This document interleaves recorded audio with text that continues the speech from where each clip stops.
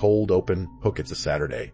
Wildfires are tearing through Hawaii. The internet is obsessed with Barbenheimer. And in a quiet corner of YouTube, a channel appears with an urgent warning. The survival of every living being on this planet is at stake.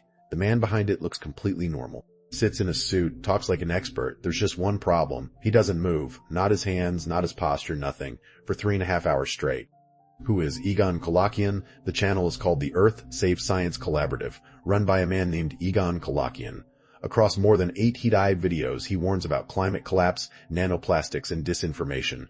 Dressed the part, credentials rattled off like a resume. But the claims get stranger fast, anomalies inside the Earth's core.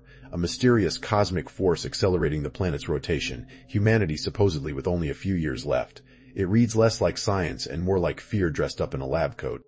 At first, this looks like nothing, just another conspiracy channel run by an eccentric old man. But then people online started noticing the stillness.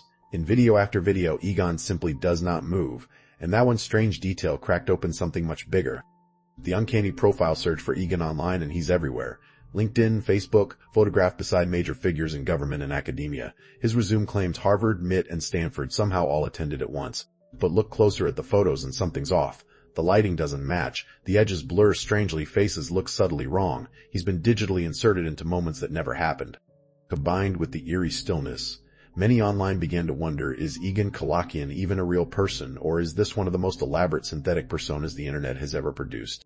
The 8-hour documentary on his channel sits a documentary, 8 hours long, narrated by an AI voice built to sound like George Washington, warning of civil war and unnamed enemies. It goes nowhere and says nothing, yet it has thousands of glowing comments, almost all from accounts with no profile picture, no history, and generic usernames. Bots, propping up a video no real person could sit through. He's real, but something's still wrong. Eventually, an old pandemic-era Zoom recording surfaces. Egon on a casual video call, moving normally, talking normally. He's a real person after all. So, this should be the end of the story. A strange man who doctored his own photos and inflated his credentials.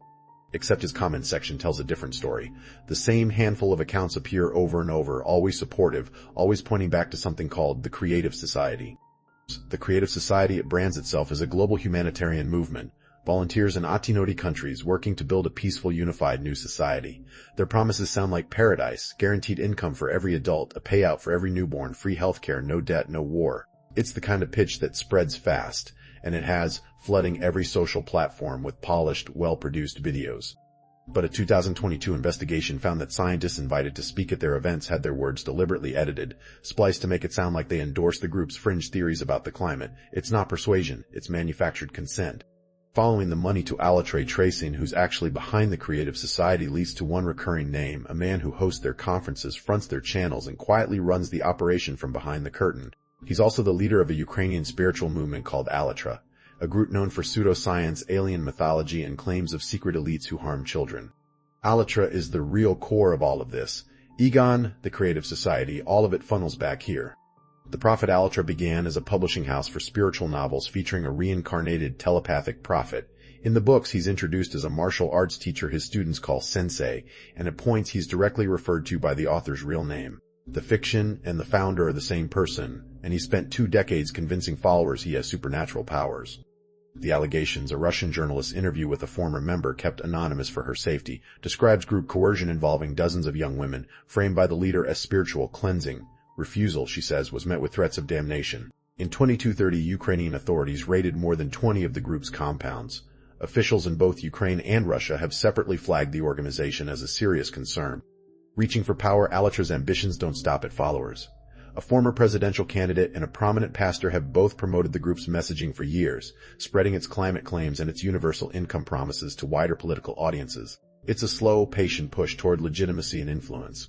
The smear campaign at Czech journalist who helped expose one of the group's hideouts became the target of a coordinated disinformation campaign, fabricated documentaries, fake local interviews, years of reputational damage before he was cleared. It's a preview of what happens to anyone who gets too close to the truth about this organization.